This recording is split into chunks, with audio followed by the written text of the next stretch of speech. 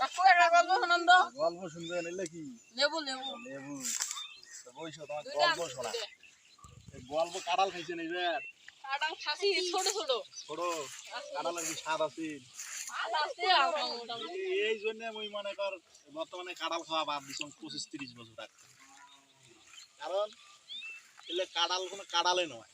কাঁঠাল মনে কর আজ থেকে আমার আমল ধর এই 95 বছর আগের কথা তখন যে কাঁঠাল আছিল বুঝলু কাঁঠাল এক একটা করে কাঁঠালের সাইজ আছিল মনে কর কি কই মনে কর যে একটা কাঁঠাল যদি এই জমির মাঝত থুছিল মনে কর গোটা জমি ঘিরে ধরছিল যদি আনবার গেছিল তখন মনে কর 10-12 কোন ট্রাক একটা জোড়া দিছিল সে কাঁঠাল উবি আনছে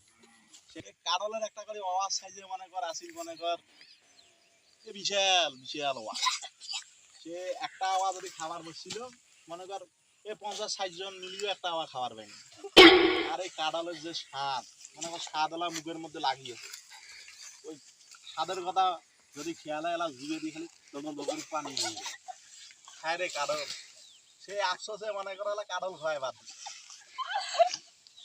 কাঁঠাল এলে কাঁঠালের খাবারে মনে না এই মনে করো যে 95 বছর আগে একটা কাঁঠালের খাইছো সেই থেকে আর কাঁঠালে খান না মনের দুঃখে কাঁঠাল খায় বাদ দিছো না